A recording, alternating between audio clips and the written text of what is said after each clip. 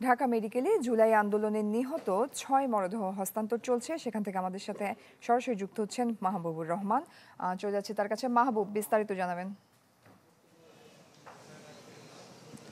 জয়ী, আসলে আজকে এই 10টার দিকে এই ঢাকা মেডিকেলের মর্গ থেকে আঞ্জুমান মফিদুলের ৬টি লাশ বা মরদেহ হস্তান্তরের কথা ছিল।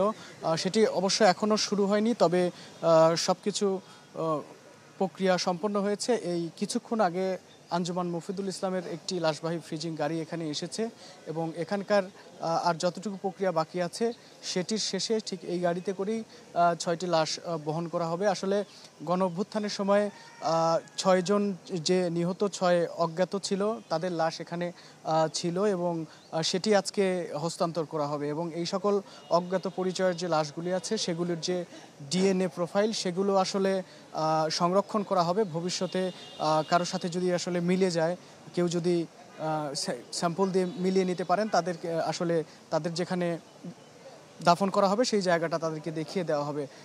এবং এই ৬টি লাশের মধ্যে ৩টি যাত্রাবাড়ি থেকে ৬টির মধ্যে ৩টি যাত্রাবাড়ি থেকে পাওয়া গিয়েছিল এবং ২টি শাহবাগ থানা অধীন এলাকা থেকে এবং একটি পল্টন থানাধীন এলাকা থেকে পাওয়া গিয়েছিল এবং আজকের গণঅভ্যুত্থানের ঠিক ১ বছর পরে আসলে এই লাশগুলোর মরদেহগুলোর পরিচয় শনাক্ত না হওয়ার কারণে আজকে আঞ্জুমান মফিদুলের কাছে হস্তান্তর করা হবে এবং কিছুক্ষণ পর তারা এই ৬টি মরদেহ তারা আসলে নিয়ে যাবেন।